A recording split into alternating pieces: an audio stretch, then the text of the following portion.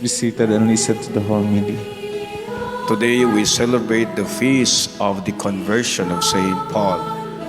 We know that Paul was the persecutor of Christians, and also Paul was converted as follower of Christ and became the apostle to the Gentiles. We have heard in our first reading today the account on the conversion of Saint Paul. We have heard that on his way to Damascus, a great light, and he fell from his horse. And suddenly a great light shone around him. He fell to the ground. I heard a voice saying, "Saul, Saul, why are you persecuting me?" And he said, "Who are you, sir?" And the voice said to him, "I am Jesus, the Nazarene, whom you are persecuting." And here, from this, he was converted, the dramatic conversion of Paul on his way to Damascus. The conversion of Paul would also invite us that we have our own conversion stories on how we have known God and perhaps on how we have encountered Jesus in so many ways, or we should call it as mystical experience, our religious experience about God. And one thing that we can learn from the conversion of Paul is that when Paul was converted to Christ, there was a 363 degrees turning away from his old life.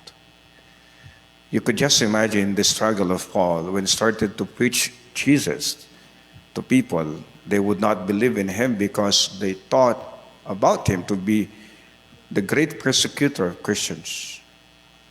But when he came to know Jesus, he started to speak about Jesus. And we are being reminded by him, by his very words, that he had fought a good fight. He has finished the race, and he had really desired for this imperishable crown, and that is his salvation to Jesus, and most especially his faithfulness in following Jesus Christ. We know that Paul was a genius, intelligent person. Paul was a great philosopher. Paul was having a great mind. But you know how he was being converted by Christ. And he would all speak about Jesus. And in his ministry, we have heard his very words when he said, "Vivere Christus est." What does it mean?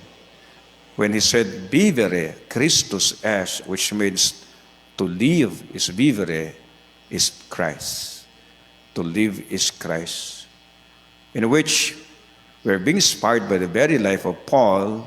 When he was converted to Christianity, he became the great follower of Jesus. And he had written a lot, especially his letter to the different communities, to the Ephesians, to the Galatians, to the Thessalonians, the Romans, the 13 communities, the 13 letters that he had written down as part of the scriptures. And we could just imagine how we have been inspired by the very life of Paul. There's a great hope for everyone. We have to look at the very life of Paul, which means there is always great hope for a person to change his ways and his life. The life of Paul was a great witness and example that conversion is possible to those who desires. Ang pagbabago ay pwedeng mangyari sa taong gustong magbago. Amen? Change is always possible those who would like to change their ways and life. And most especially we see in here that our past would not determine of who we are. No? Sana wag po natin isipin dahil we have committed a great mistake in life, this will determine of who we are to the rest of our life. Our past would not determine of who we are, but our ability to change the course of our life.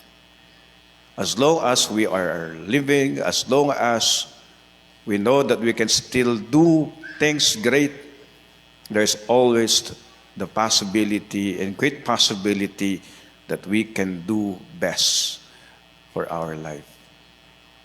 Our past does not determine of who we are, but our ability and desire to change our ways. As we are being inspired by the conversion of St. Paul, let us also pray that the grace of God will give into us. By the wisdom of God will be guided all through, and most especially may the love of Christ compel us, drive us, inspire us to do great things and wonderful things. And even St. Paul once he said, Caritas Christi urget nos. May the love of Christ impel us to do great things. Let us follow St. Paul. Let us be inspired by him. And let us always desire to change our ways and life for Christ. Amen.